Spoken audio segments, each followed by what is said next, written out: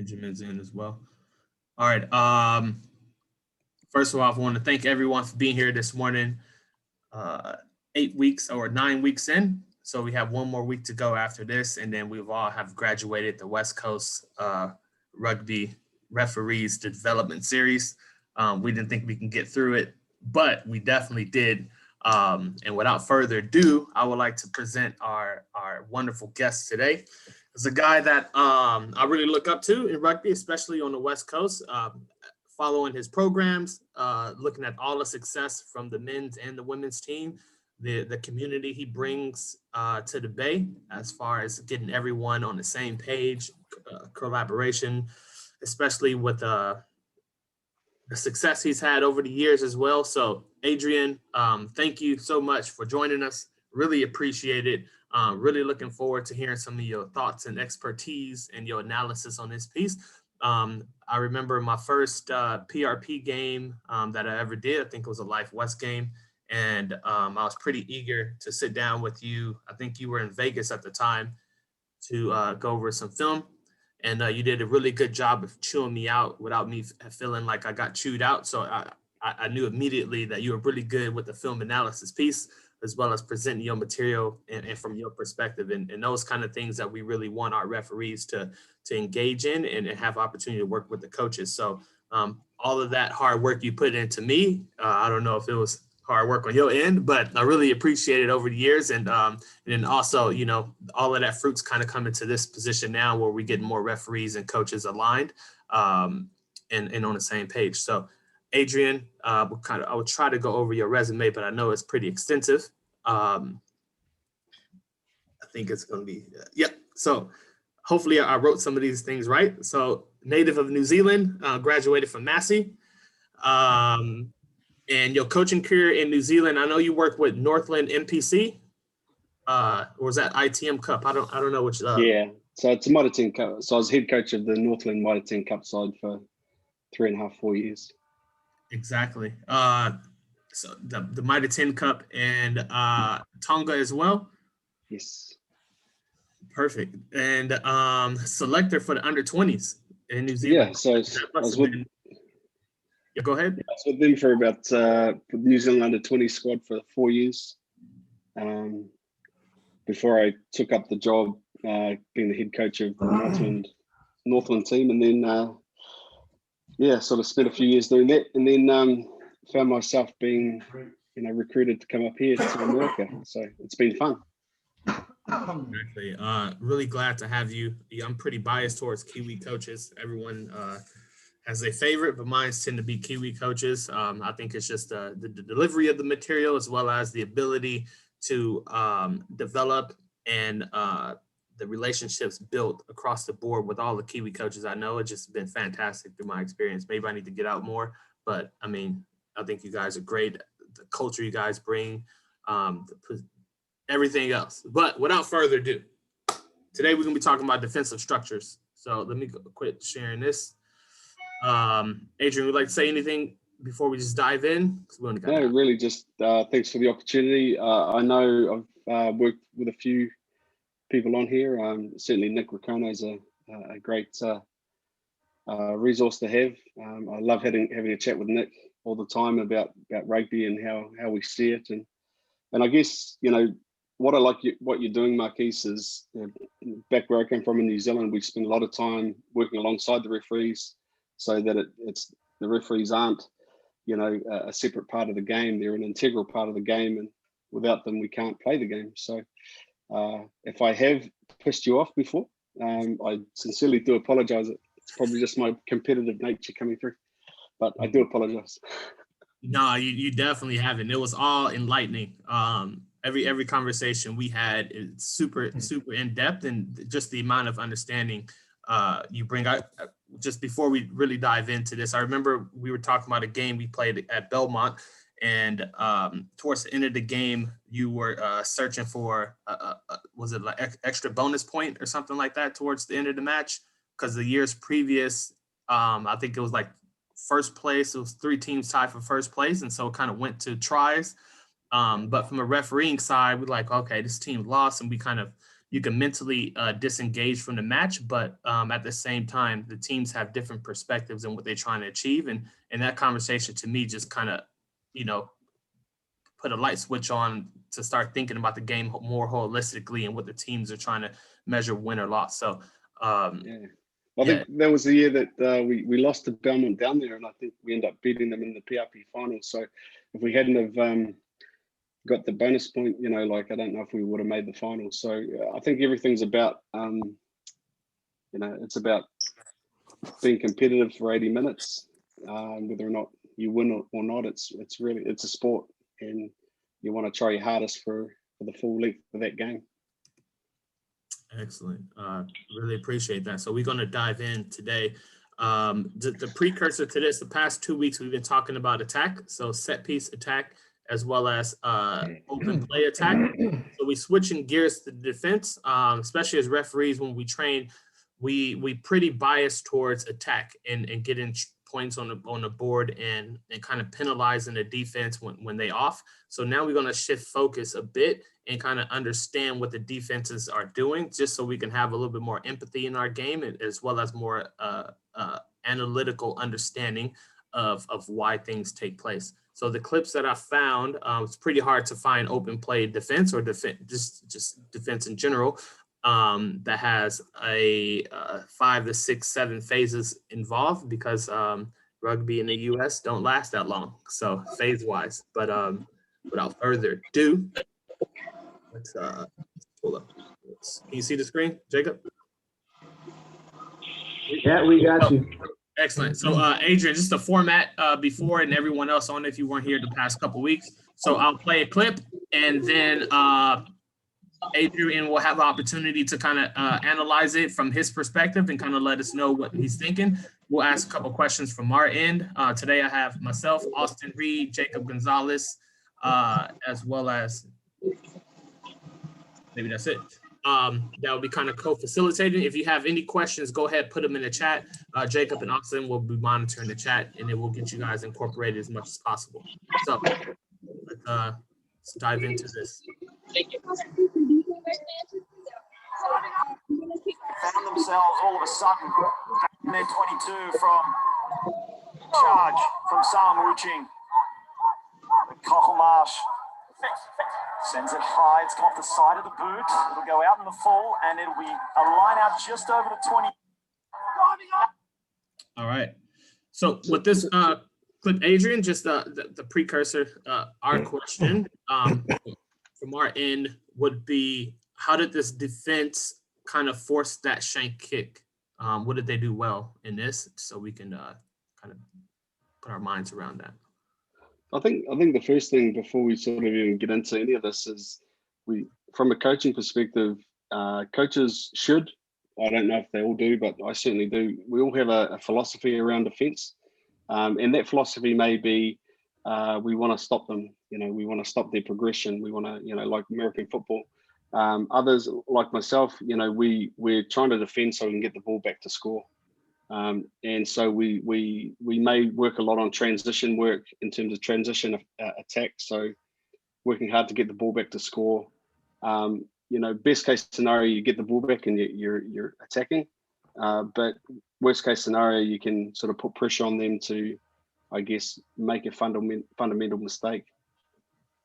So the question, maybe, I mean, how do you do this? I guess you just go through it again, or? Yeah. So we can just kind of go slow-mo, kind of stop it here.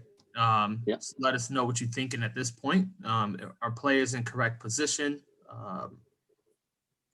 From a coach's eye, what are you seeing? Well, from a coach's perspective, I mean, if I was on defense, like the first one, I'd be looking at vulnerabilities. So where are we vulnerable on defense? And so clearly, if you have a look at the ruck structure, you'd be looking at it and saying, well, you've probably got numbers around there. And then if you look at your heart defense or your ruck defense, have we got the movement forward from that? And clearly we have.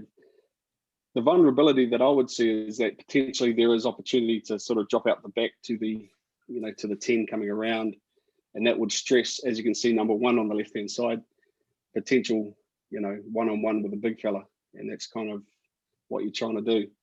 but ultimately, you've got good defense in that situation, and then all of a sudden, you know, you're putting pressure on. To be fair, I don't know if the defensive side actually put the pressure on to shank this kick. I don't know if it's. I think it was just, you know, I guess the line speed potentially, yeah. But you know, other kickers may have got that kick out fairly effectively. So from a defensive perspective, is our shape there? And based on the principles of play, you know, are we contesting the position of the ruck? So clearly we weren't. So we should have got around the corner. And then are we sort of putting line speed pressure forward?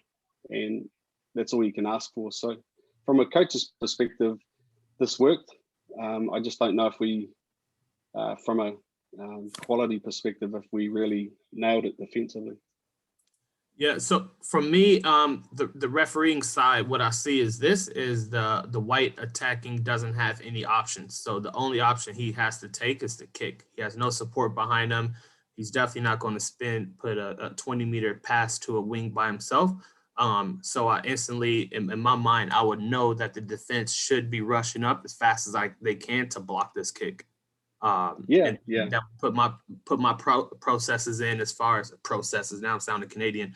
My processes in to make sure the kicker's all right, make sure the ball, if it was tipped, and then make sure everyone's onside. If that kind of makes sense to tie it in for the refereeing / coaching perspective. Yeah. So Adriaan, I got a question for you. One thing that we've kind of gone over with the attack in these last 2 weeks is policies in different areas of the field.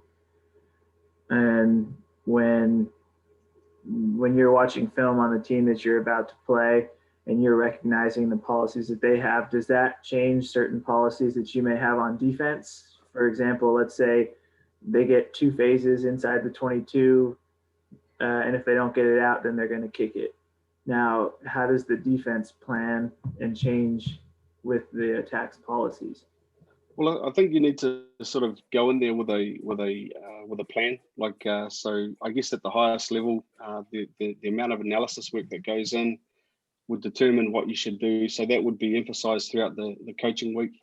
And then really, you've just got to have that philosophy about trying to get the ball back, identify where they have a trend, focus on that trend, and then apply pressure accordingly. So, for example, we would have from set piece defense, we would really stress at Mitre 10 Cup level, or ITM Cup level, as it was called back then, would really stress not attacking the first 2 rucks. And the reason being is that if you've done attack over the last few weeks, you'd probably understand that, the first 2 phases at any level, really, the attack should know what they're doing. So they should have support over the ball as effectively as they can, and therefore the opportunity to go on for a poach may be just a waste of time. Not a waste of time. You want to contest everything, but we're also trying to teach our players how to be most effective. So if they're going to attack the first 2 rucks and we don't allow them too much gain line advantage from a defensive perspective, we can then really hoe into the next sort of the subsequent rucks and try and actually turn the ball over there. So that's just an example of being strategic. And again, as to your point, really just focusing on, okay, if we know that they're going to kick out after 2 phases, if they stay inside there, we have to sort of, we have what's called a flyer call. So we'll just call flyer, which basically means that somebody's going to really shoot up hard to attack a hinge option, which is basically an option where you can really put pressure either on a kicker or an attacker to isolate them and really get gain line advantage from that. Hopefully that makes sense. Yeah, that was great. All right, clip number 2.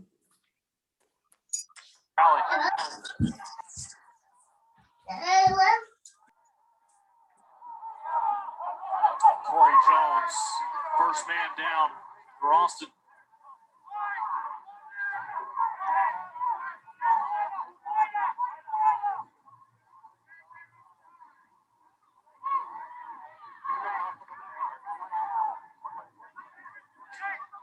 Houston could use a Taylor Howden-esque run right here.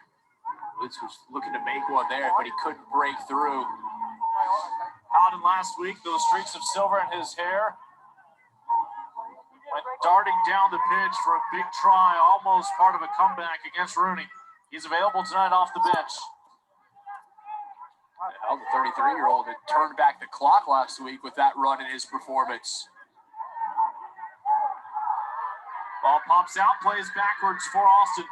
Houston without the services.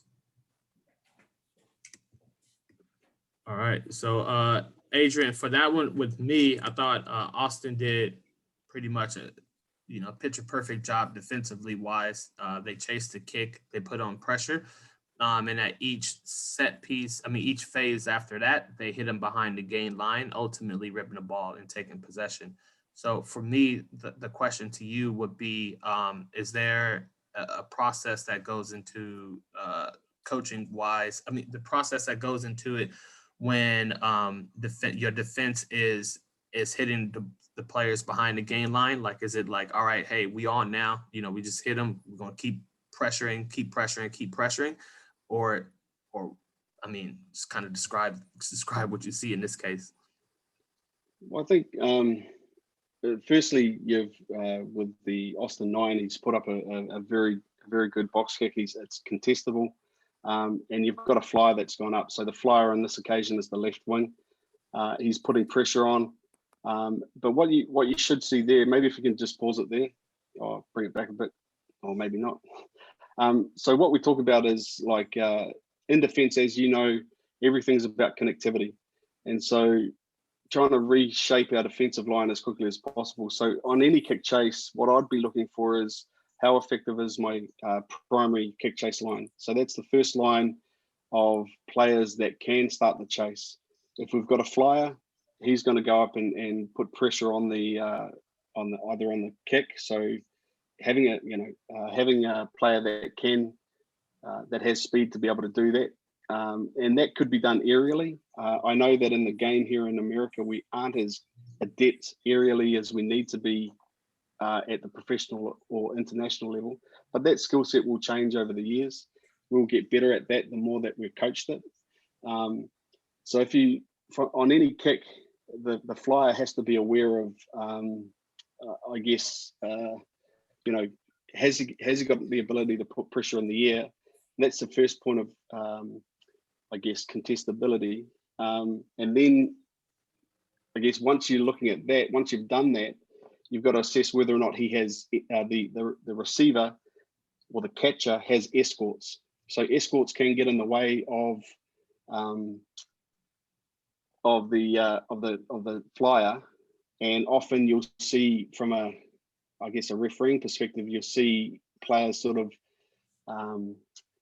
being lazy with their running lines in front of the catcher, just to sort of interfere with the flyer going up, and that's we call that an escort. So just really helping the guy who's getting off the ground, going into the air defensively to catch the ball.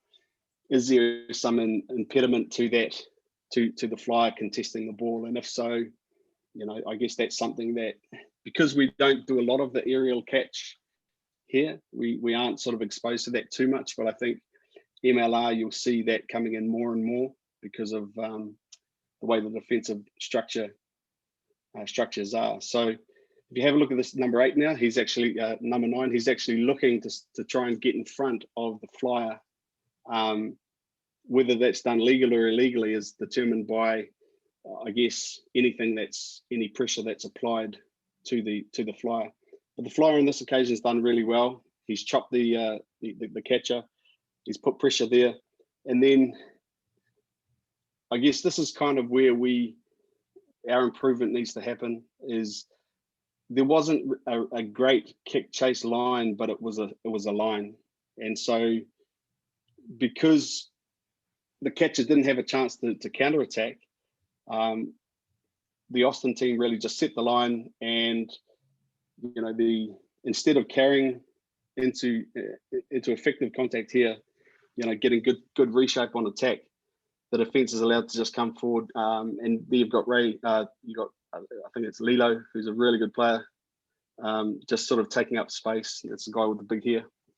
And then now you've got a well set defensive line, again pushing forward and continues to put pressure on, and Houston can't get over the gain line.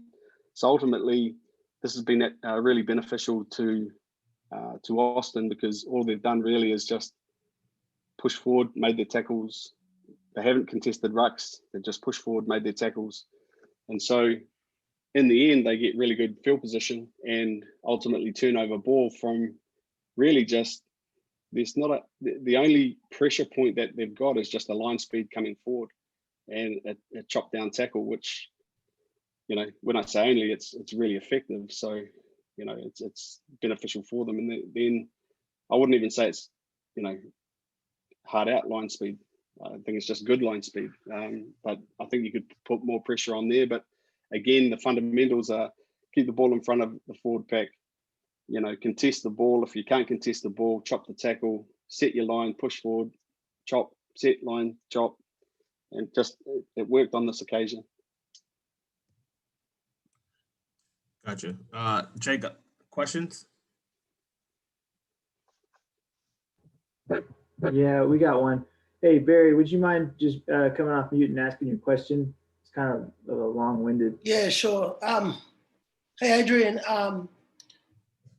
The question, the nature of the fence now is not to contest the rucks, rather reset your defensive lines. The result typically is the attacking team cleans out, leaving their feet, causing a messy ruck area due to the contested rucks. Do you think like this defensive approach is disadvantage attacking teams by not having rucks contested and allow the defense to get away with more than they typically would? Or is this is the nature of the game that has evolved due to the speed of the game? Well, I first started playing Premier Senior Men's Rugby back in 1993, I think it was, and it was all an attacking game. Like we used to be known that rugby league players were the great defenders, and rugby union players, you know, they could tackle, but it wasn't a defensive game. And I think what we've found over the last 15 years is the evolution of our game, so that the defense and attack is, I guess, equally as important. And so what we've got to do from an attacking perspective is try and find ways to break down defenses, and that's different. You know, I think you'll see that an attacking game, a kicking game in the attack will, you know, is becoming more and more prevalent at the highest level. But I think you're right. You know, some teams are not, put it this way, to be able to defend, you've got to be on your feet. And so often if you're over contesting rucks and hitting everything, and you're off your feet, you're causing a mismatch in the defensive line, and that could be a danger. And so I think most teams, all the MLR teams you'll probably see, is that they'll be trying to stay on their feet as long as they can, and really be more selective around their ability to contest rucks. So it is, I guess, from a coaching perspective, if I was coaching an attacking team, we would, you know, there are a lot of guys that go off their feet on attack. And so I'd sort of question, and this is certainly not a question for you guys, it's certainly for the guys who develop the laws, but if we've got defenses that are staying on their feet for longer periods of time, and if we've got guys that sort of come in to clean out, don't really do any damage, but they come off their feet, the laws dictate that you guys have to adjudicate a penalty there. That's nothing on you guys. But I'm sort of saying, well, okay, well, is that the best part of the game? Is that the best way the game should be formed, or sort of is that a pathway we want to go down? Or I don't know. I don't have the answer. But I guess really what I wanted to say was, if it doesn't have a material effect on things, you know, should we be calling things like that? And because there are we have things in the game I've seen have evolved over a long period of time. So, you know, before, you know, I think in the next sort of 18 months, you'll see halfbacks won't be able to put the ball in crooked. It was a was a trend that sort of has been allowed to get we've allowed them to get away with that, and now sort of hopefully it'll be addressed over the next 18 months, and then that may be forgotten about after that for a while, and then we'll go back to it in a couple of years' time. And that's just the nature of our game. We identify areas that need to be tweaked, and we can do that with interpretation rather than law change. Yeah, thanks, Adriaan. I'm in that same situation as a referee, like what part of the game does this affect the play itself and the running of the game? But then you look at the law where it states that can't happen. And I really find myself torn between those two elements. And it's just nice to hear it from a high level coach that if it doesn't impede in the flow of the game and it doesn't do any duress to the game, then you'd probably support the game moving forward. So it's nice to hear that. Thank you. Thank you. Thanks, Barry. All right, clip number 3. Down on the possession, and I think they need to hold on to the ball a little bit more. Neither team really settling into their stride. The line out. He's looking a little shaky for both. And New York have come up with San Diego's ball. Petrie looks back. No. Right-hand side. Tackle now! This red wall. Cathal Marsh attacks the line. Can't get through. Right now, the only way Rooney go forward are on penalties that San Diego.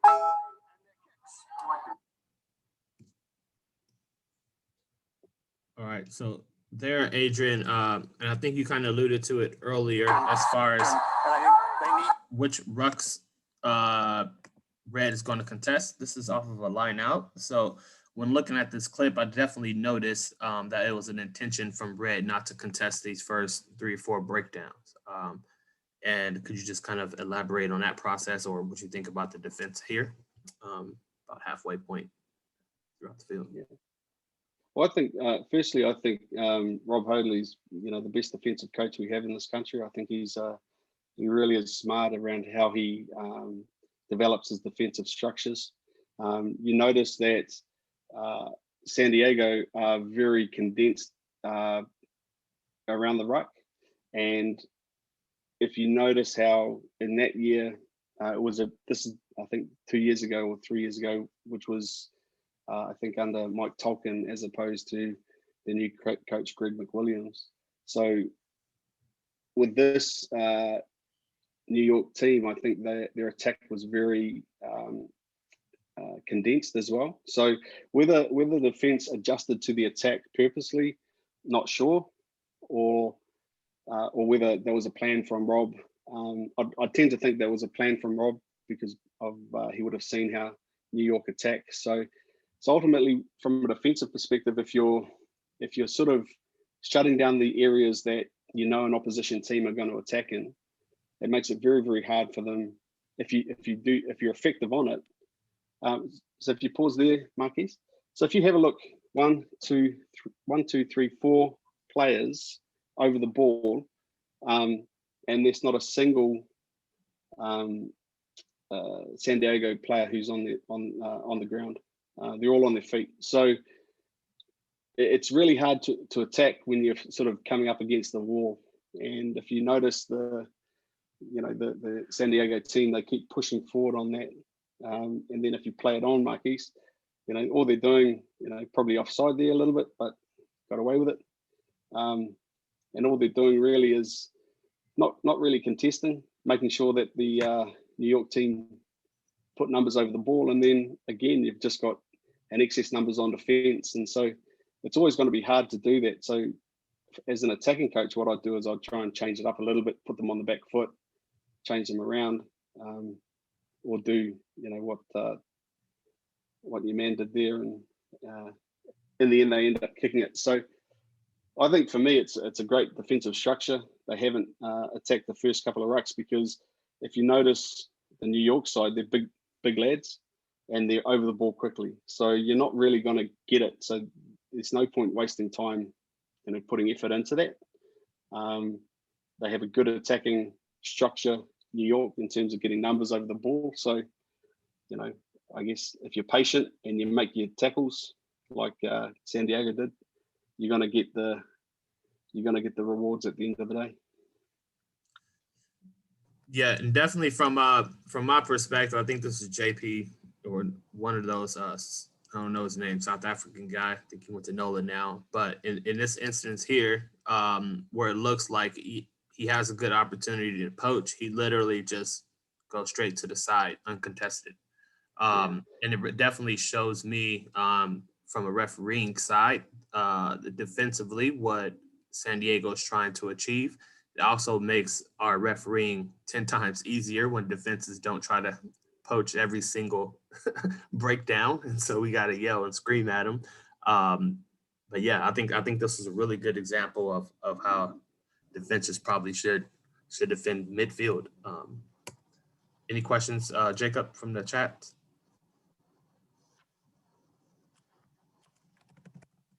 I got one, Marquise. Austin, go ahead. So on that subject, I guess, what are some things that you're looking for in terms of opportunities to contest or to poach the ball, rather than bail out like this? Well, I think the first thing you do is, do you assess isolation? So is the ball carrier isolated? Do you think that you could get in there quickly? And the example that Marquis showed with JP Duplessis, who's very strong, he's got a good low center of gravity. He could have gone in there, but I think whether the plan was it could be a holdout plan within a territory. So in between 22s, we don't contest. It could be a number of phases off the set piece that you don't contest, but ultimately, they're big lads, the San Diego team, and all they're doing is just waiting for a team to make a mistake. There are some vulnerabilities in the defensive line that as an attacking coach, I could say, okay, we want to attack here, but it would take a change of style from the New York team or that team. They would need to speed it up a little bit quicker. They would have. So I think for me, to answer your question, Austin, it's really just, is the player isolated? And because the player is not isolated, it's going to be hard to get anyway, and you're just going to get hit. So you may as well wait until they are, or they turn the ball over. And I think that's what they did on that occasion. Great question, Austin. All right, clip number 4. Will Leonard brings the play forward. They're up over the halfway. A spring in their step has Rooney. All San Diego needs to do is just not give away penalties. They haven't shown the ability to break them defensively. If they're just patient, they should be able to force New York into a kick. Mark O'Keefe comes in. Needs to see a little bit more of him. So I think we set that one up pretty nicely. It kind of covered everything we just talked about. San Diego's non-contesting, and then also Adriaan with him being in isolation, and San Diego just looked at the opportunity, came over the ball, was awarded a penalty. Would you say that that's pretty spot on, Adriaan? Yeah, I think one thing that you probably, I don't know if people were aware of, is the role of the 9. So if you have a look at Nate, who's the US Eagle 9, he's sort of in the background there, he's just sort of floating across. But as a plug defender, what he's looking to do, so if you pause it there, so if you see 9 down here on the, deep and behind the ruck, what he then does, because he can see vulnerability on the left-hand side, which is out by Big Blue Stanfield, they attack here, but as the play comes on, Nate comes right across the field to plug in outside, which is where a potential threat was, because they can only hold on for so long, I guess. And they've got enough numbers around the ruck, and Nate comes in, and the issue that you have there is obviously they've gone backdoor, but because there's enough cover there, I guess that sort of provides them with good defensive numbers, and there you see the vulnerability on defense is that they don't have anybody in behind the defensive line. So if that went to a 10 or a 12 or a cheeky little 9, I think you might have had Rennie A'i on here, and Rennes would have probably identified that and put a pop kick in over to stress the defense. But from a defensive perspective, yeah, it was an effective phase of a number of phases until they got the ball back. Sweet. Spot on. Number 5.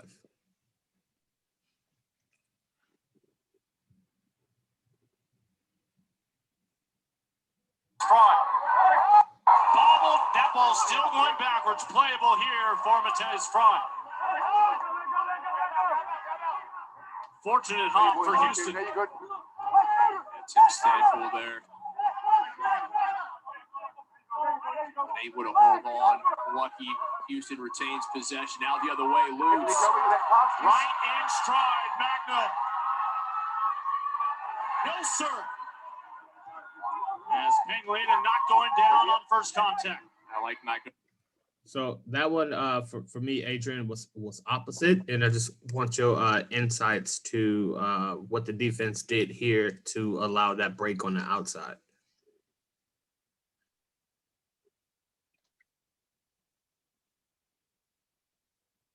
So I think firstly, if you have a look there, I mean, clearly it was a huge tackle by Kurt Marath, one of Tonga's finest 10s. It wasn't a big tackle, but so essentially, by not really affecting a strong, powerful tackle, you've sort of allowed quick ball, and then all of a sudden they do have space, but then if you notice who's in the defensive line for Austin, and then again another from an attacking perspective, quick ball, and really there is at this point here defensively, rather than moving forward because you've got to play out the back option, they needed to sort of I guess have a lateral shift, so pushing forward and moving to cover that space. In the meantime, I don't know what's happening on the outside. I didn't see if there was a winger there, but if the winger stayed back, you've got attacking numbers on the outside, and then you've got basically what looks like a loose forward and a front row prop out there against guys who can run pretty quick. So that's where they got skinned, because they were defending inside the 15s, and once you're skinned, that changes your subsequent defensive plays available to you. And then obviously it was a great rundown by the prop, and then they tackled here, but you're in scramble mode here, and that could have been avoided by all the way back from the first tackle when Tim Stanfield grabbed the ball. You could have actually really put pressure on there, because to me that was an isolated opportunity. So if you take it right back to the first marquees, so you've got essentially three white Austin players around the ball. Tim is a bit of a slippery character, but you got two guys in the tackle there. Neither of them affected a strong tackle, and then basically you could have isolated him and really attacked that ball. And then, so what we talk about from a coaching perspective on defense is that if you defend on, outside the 15s or close to the 5, and they don't have an opportunity to come backdoor on you, your line speed from that ruck has to be the faster than Usain Bolt. You just get up and in their face. It doesn't matter what happens. And I think Austin didn't really affect that. And then because of that, what you've found is that they've been able to sort of play, I think this play here, they don't really get gain line, but they do get quick ball. And once they've got quick ball, it's gone. And it is a very static defense. They're just sort of waiting for them to come. And the line speed isn't really as effective. And then all of a sudden, you've got an option play at the back with numbers, and then they're away racing basically. So a couple of areas that they could have looked at was really attacking that wide ruck first and putting pressure on it. Whether or not they got the ball back, whether Austin got the ball back or not was irrelevant. They should have really hoed into it and dug for gold. That's how I would have done it. Well, would have liked it to have been done, at least. Yeah, so definitely when I'm refereeing Life West, you guys are always getting outside breaks. Like it's just every game. I already know. I look at the defense. I'm like, that didn't work out. Let me just start corner flagging it right now because they're gonna be 70 meters down the pitch right now. So for me, with this play, especially refereeing wise, we stretched ourselves to the 5-meter line. And teams like this can get it to 70 meters of the width of the field in 3 passes. So picking your running lines from this is crucially important because you don't want to be you don't want to run ball in line too much because you need to track that. You need to track the outside backs to where this tackle is likely to take place. And for me, it's almost following a defense here because you know that they won't be able to hit them behind the gain line here. That way you just in play in the frame for the next tackle. Just connect it with our referees, if that makes sense. Number 6.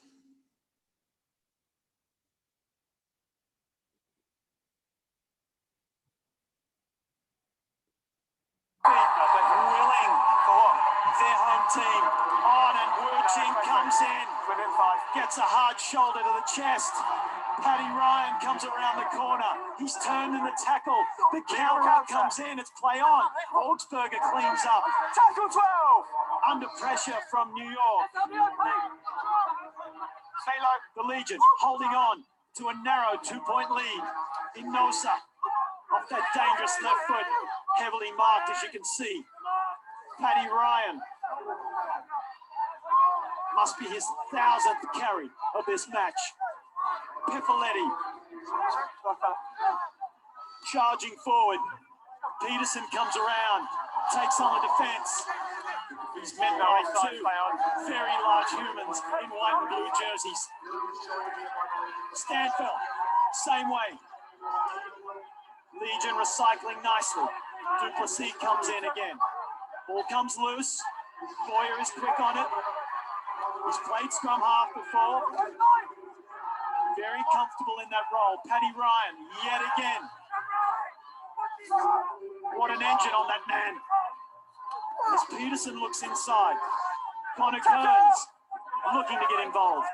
New York really holding well, being very physical, matching up against the forwards.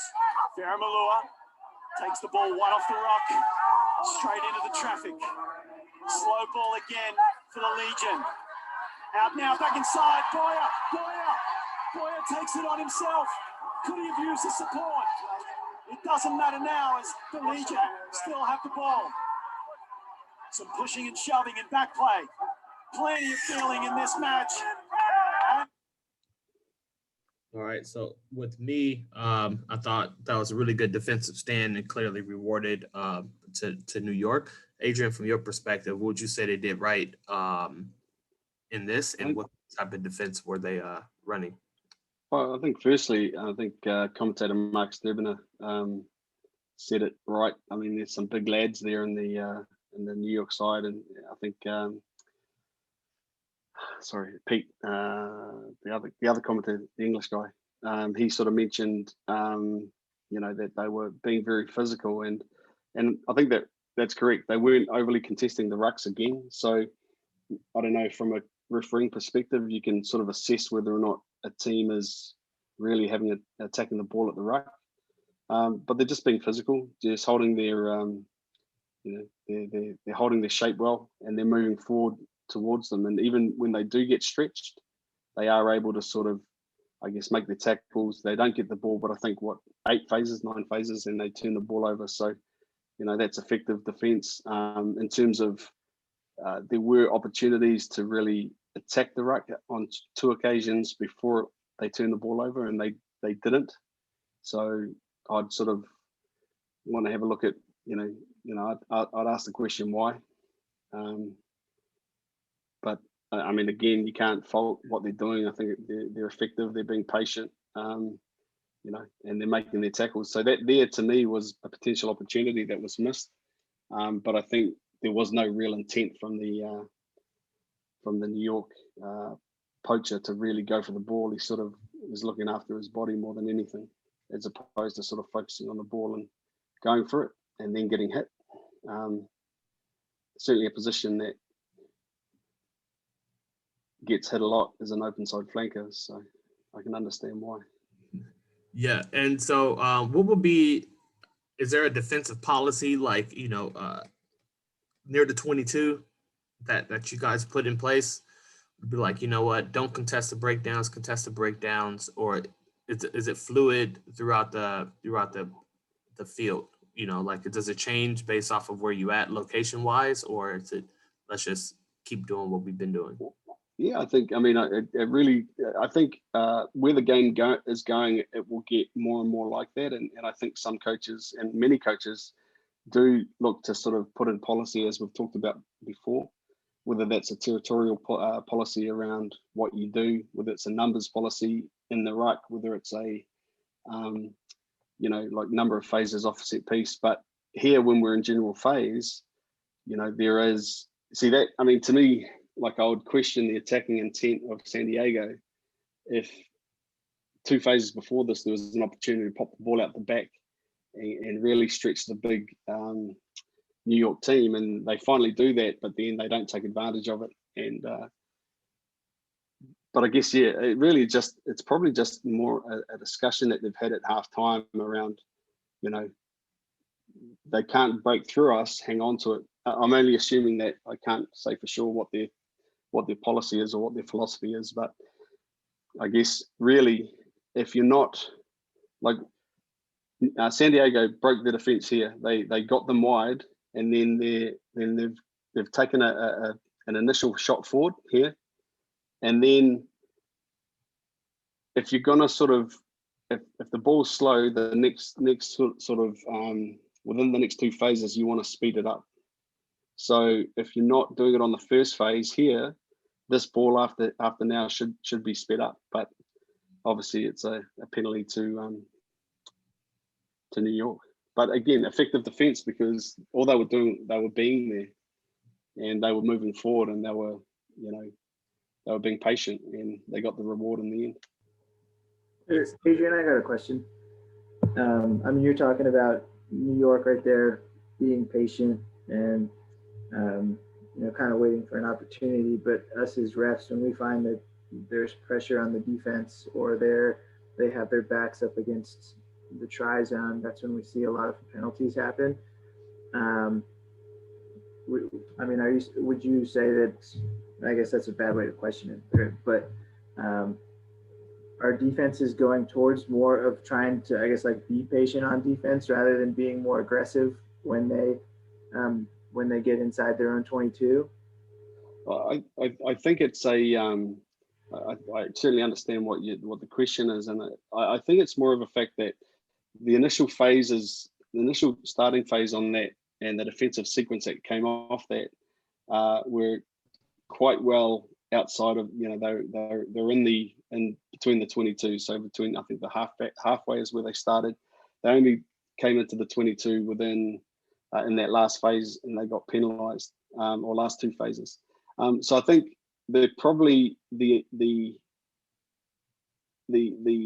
intense pressure of goal line defense or closer to the goal line, it really picks up because you don't have the ability to sort of give somebody the gain line a little bit to maintain numbers on feet. And so in that situation, I do know what you mean by the question. I think teams over here, we do tend to really get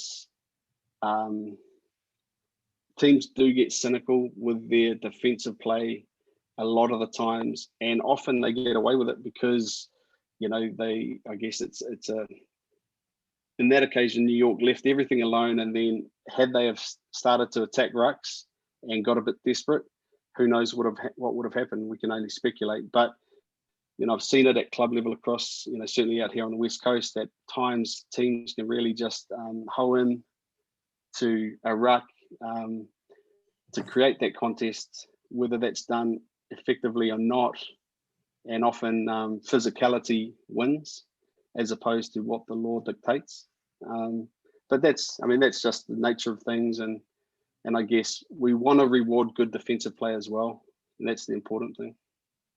And if there's, at the end of the day, if a team is desperate enough to sort of really try and get away with it, then, the attacking team wasn't good enough. So and I certainly think with MLR, every year we're getting better and better, and you guys are going to get more and more opportunities to go to higher levels of the game because of the quality of competition that exists.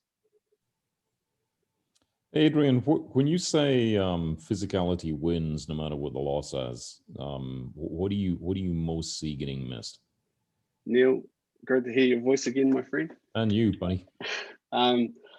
So it's not across the board. I guess I've seen it too many times not to make a comment as a coach.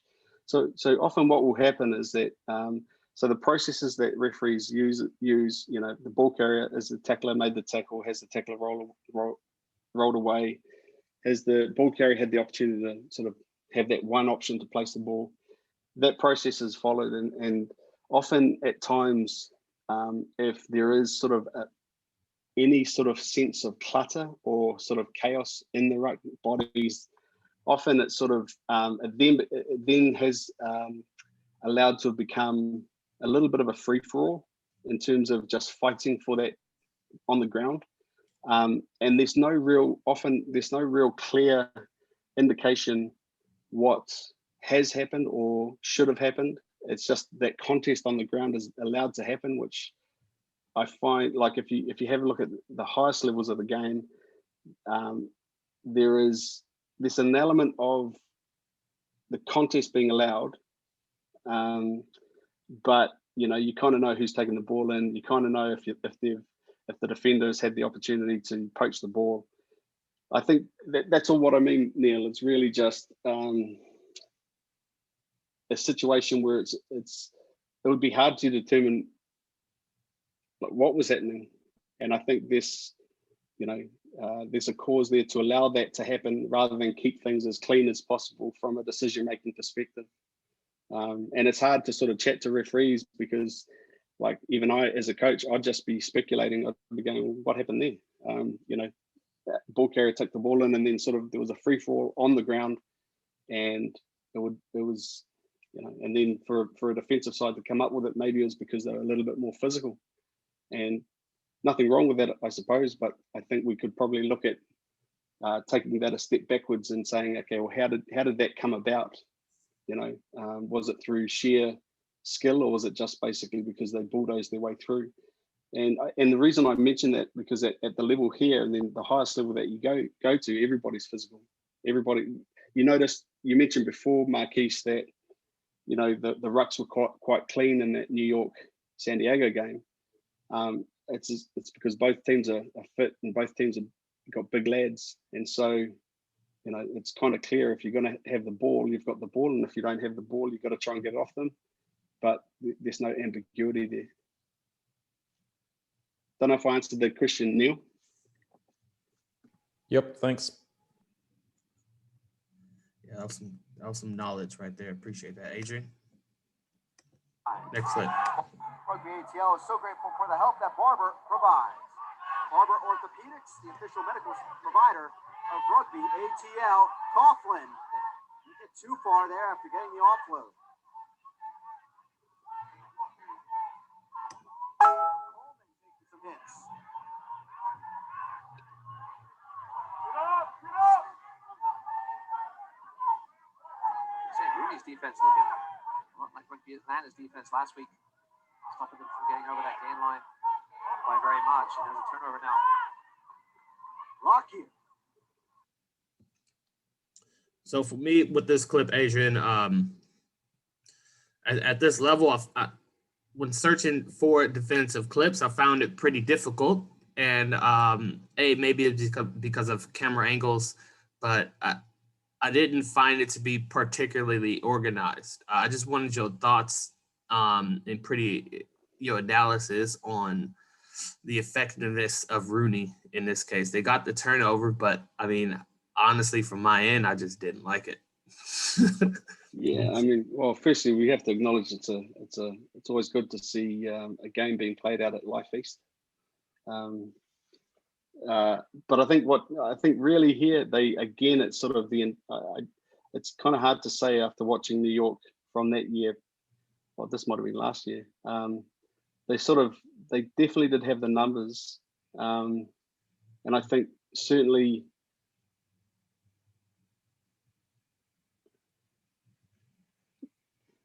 Yeah, I mean, I wouldn't say it was disorganized. I think certainly from set piece, they often you have a plan from set piece. You've got a, you'll know who's going where based on the equal numbers that you have on attack and defense. So if they had a short lineup, which Atlanta did, I think, then you can actually determine how you go about setting up your defensive phase off that set piece.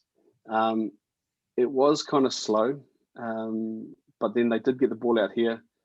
I think that arguably was an offside penalty, but it was allowed to play on. I mean, and that's okay. But again, here they sort of they come in on a pincer mover whereby they have two outside players coming in to really make sure that they force the attack back into where they want to defend. And I think the Frenchman, he attacked that ruck, which basically meant that they've got a few extra numbers in attack. I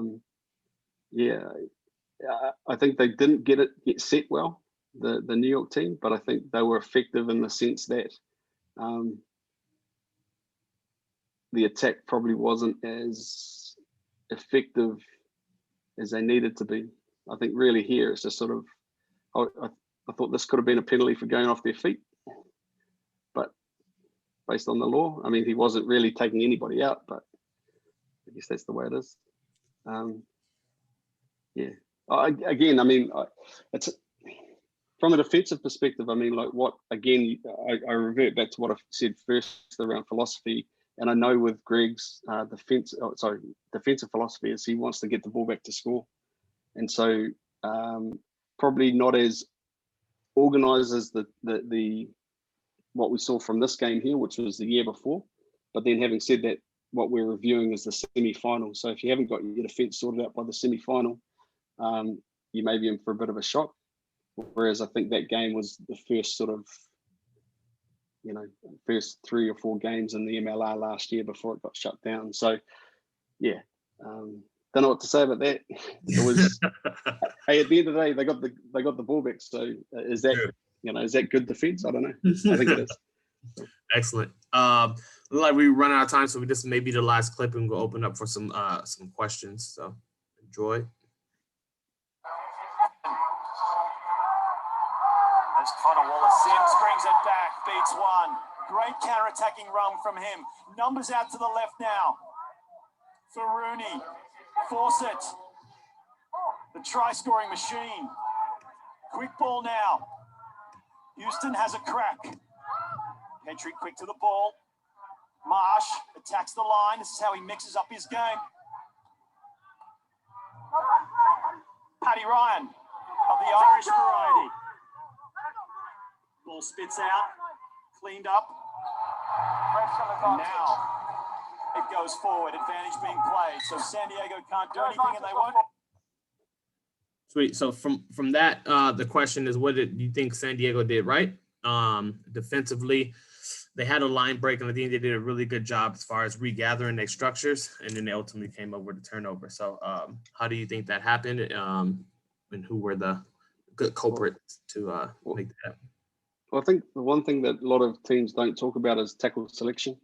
What type of tackle you need to make. So I think from the first phase, the option of a not going for a chop tackle, even though we're big forwards, really need to get them off their feet, and so that stops the immediate go forward. It allows your tackler assist, and your third support to basically determine whether or not you could contest the ruck. And so here you see an example of I can't remember his name, the big lock from San Diego. He sort of got ridden. So when you get ridden on defense, it basically means that rather than allowing the tackled player to go to ground like forcefully, sort of pushing to ground, you can really then attack the ball because you're on your feet. But because he got ridden, or he rode the ball carrier, basically it meant he went off his feet as well. And so that the more we go, the better understanding we'll have of staying on our feet. So I think here was a poor tackle selection initially. and we weren't aware of the zone that we were tackling in. So when I talk about zone, we talk about our ability of what's in front of us, but understanding that our connectivity operates between myself and the person either side of me. And if the communication's down and then a decision's not made, that's when attackers can really try and manipulate it. And there has to be an intent to make a tackle. You see Joe Peterson really, I think it was Joe, have a crack at a prop. It was a bit like a fly, just swatting off a fly, I think. But and then once you got quick ball, doesn't matter what any team, it's hard to stop. And they attack well here, and they're just nice and forceful. But this is where that lock gets ridden. He goes to the ground instead of trying to stay on his feet. He just flops the ground, and he could have really slowed that ball down defensively, but he didn't. And then obviously they get the ball away. But a good defensive. They had good numbers on their feet, and now New York are playing with a bit of gusto, and they're getting quick ball out, and then they're coming back door. And so this, like from a defensive point of view, this one here sort of may concern me. Like you've got Big Lou sniping, so he's coming in to stop that, but in the process he's left a big gap in behind him that if they generate quick ball, which potentially they did before the stoppage came, that could have been a bit of vulnerability for them. In the end, they just coughed the ball up. So yeah, Jacob, any questions from the chat? Austin, any questions from the chat? We are good in chat. Just a bit of chat going on, but we're good. Sweet. That's our clips. 12:03 right now. So I just want to thank Adriaan for hopping on. I think that was super beneficial and helpful as far as us understanding defenses, tackles, types of tackles, etc. So we can best apply our knowledge of the game. And then also, you are a USA or World Rugby coaches educator, right? You educate coaches? Yeah, sometimes. Yeah, so I definitely want to ask a couple of questions regarding that.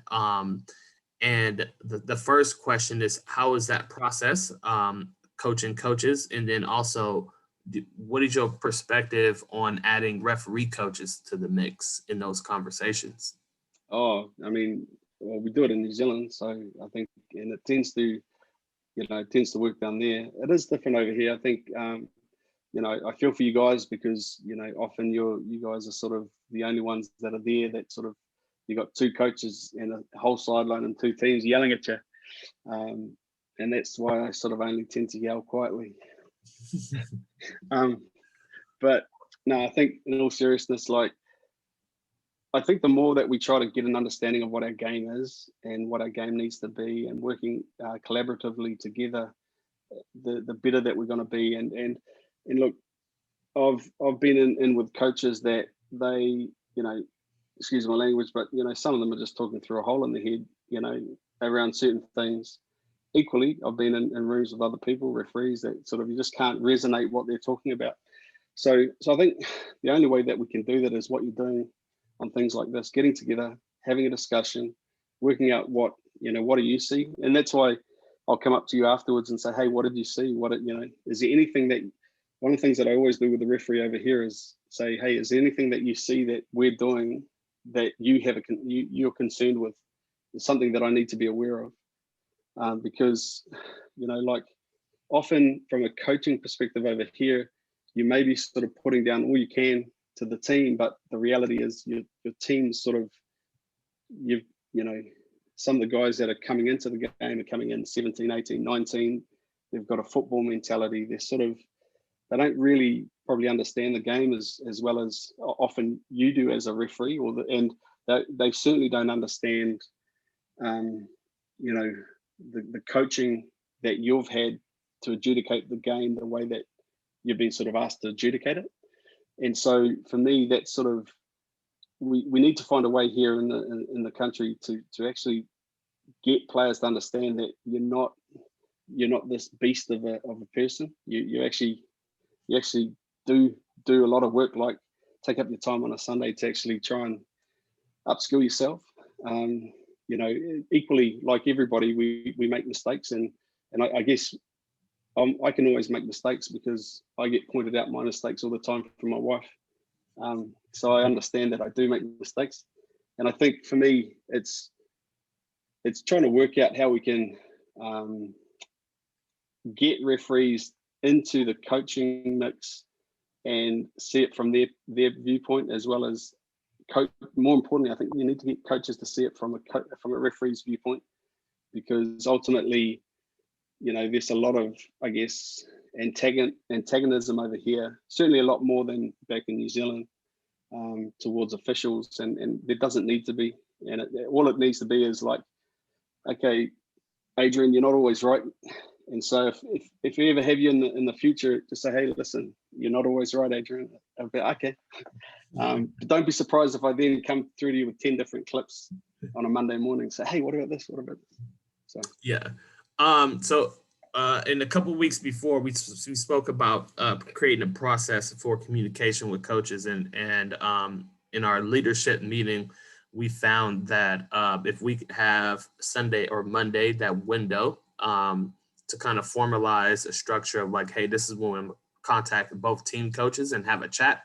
Is that something that teams can incorporate in the future season? Well, not this season because it's pretty broken up, but next year as part of the process for referee coach feedback / video review or something? Yeah, I mean, like I'm like you. Like I don't like criticism. I understand that it, you know, like I get criticized all the time from certain people, and you know, like it's and then I say, well, you guys don't even know me, so you know, why are you criticizing me? Like, and that's the same with you guys. It's like people don't really know you, don't know the level of effort that you're putting in, and so I think the easiest way to do that is really work together with coaches, as many as you can, to try and get them to know you.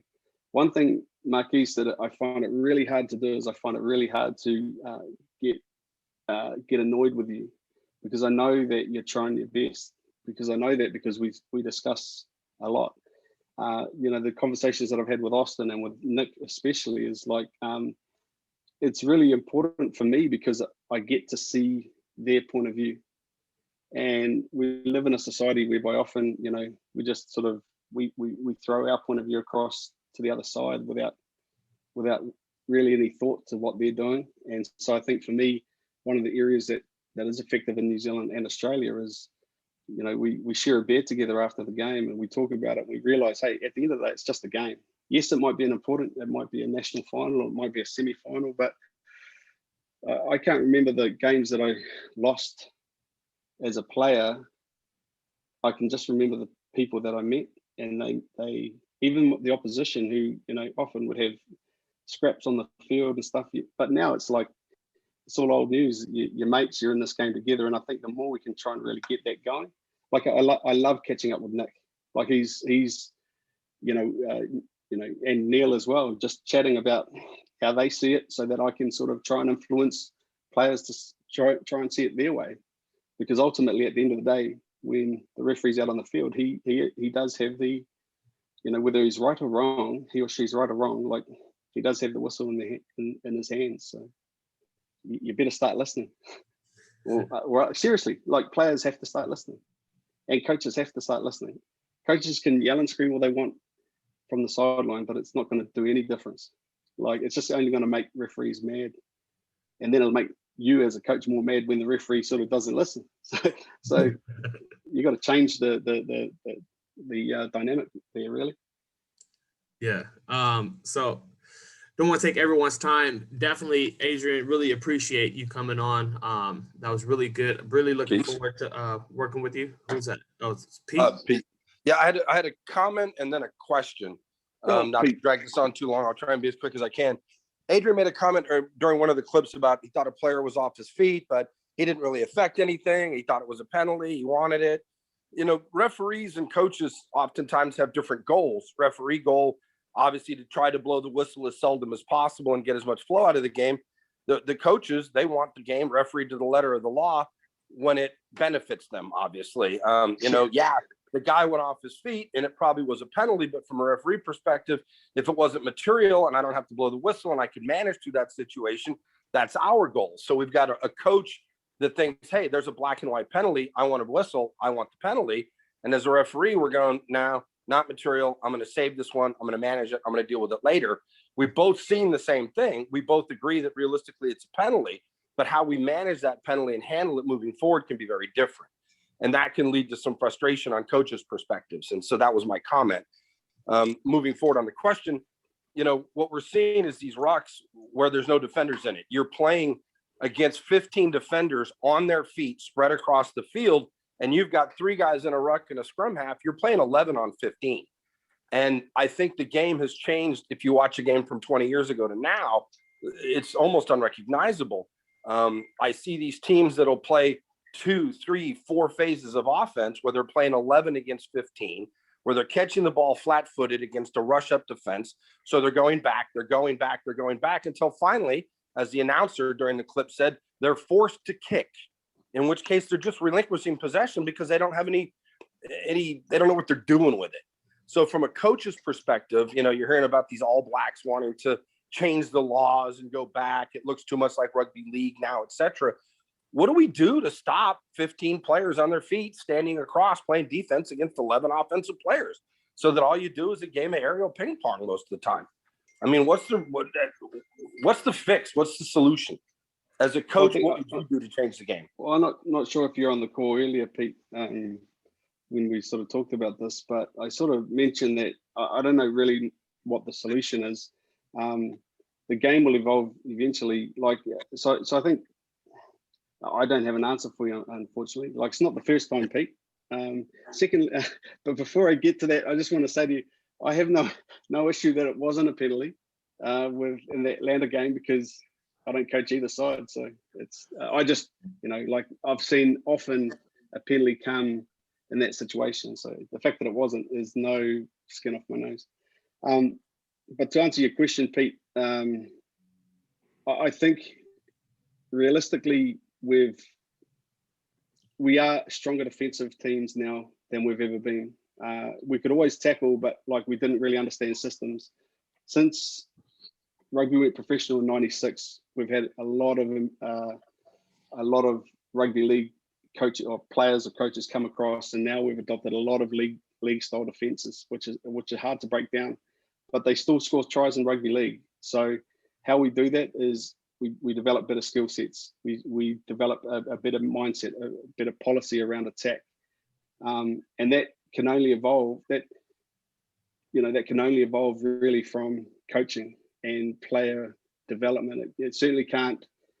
You know, the intent of what a player or a coach does can't be determined by a referee, unfortunately. So whilst I don't know, you know, we talked about a clean ruck situation in the San Diego versus New York game, and I think those are a lot easier. I'm sure those are a lot easier games to referee than, you know, some of the Life West games. You know, when everything's a bit sloppy and everything's a bit sort of ambiguous at the ruck. But I don't know what the answer is there, Pete, in the sense that what part of the law we could change to make the defences sort of get stuck in more. But I do know, you know, how we've got it now, whereby it is, if you have the ball in hand, you have sort of the first right to lose it. And what I mean by that is you have an obligation. You have under law, you have the option to be able to place the ball on the ground. So if you're good at that, there's no way that a player that it should be taken off you. It's taken off you because your support play, you're isolated in support play, etc. So again, don't know how I could answer that, Pete. Well, I think you did actually. You just maybe not realized it. The reality is what you basically said is the defense is ahead of the offense, and the defense is lined up and they figured it out. And we've gotten better at defense. The offense just hasn't caught up to it yet. We haven't figured out how to break this defense down yet. And that we're just in a phase where the defense is better than the offense. As soon as the offense figures out how to break the defense, then it'll equalize a little more. Yeah, and look, one thing I ask the coaches every level 2 or 300 coaching course I do, I say, okay, when we talk about attack, put your hand up if you've ever scored a try without the ball. And people get confused with that, but it's so if you can stop them, if you can take the ball off them, then they can't score. Oh yeah. Since we're on this thread, if you've got a minute, Adriaan, what's your take on the 50-22 law trial, and is it going to pull more players out of the line in that 11-on-15 situation that Pete was just talking about? Yeah, I think it is. I mean, they've gone some ways to do that. I think, I know that it is going along the lines of rugby league, but rugby league, I'll be honest with you, I'm not a rugby league person.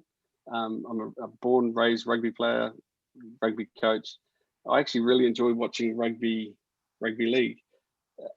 A very good game of rugby union is better in my mind than a good game of rugby league. But an average game of union, I could forget about it and watch rugby league, because it's all about the attack and defense. It's all about ball and play. It's all about sort of, if there's a strategy to it, and that kick strategy. So they call it the 40-20.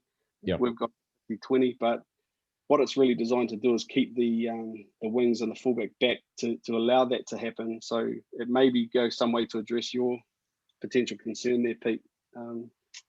I like it, but at the end of the day, I mean, I don't know if you guys remember, my son's always given me a hard time because I said, I scored a try. Jonah Lomu and I were playing in the same team, and I scored a try, and tries are worth 4 points, and they just think that's the funniest thing ever. And I'm going, what's wrong with that? Tries worth 4 points. Most people here know that, but it shows my age, I think. All right, Pete, we're gonna we gotta hang this one up. So no more questions from you. Pete can go forever. So appreciate. Before I go, I just want to say thank you, Marquise. I want to say to Delwyn, please say hello to my favorite first 15 coach, your husband, Mr. Wiedepper. So he's from New Zealand as well. He coached me as a high schooler, and I don't get to see him much, so I want to say hi.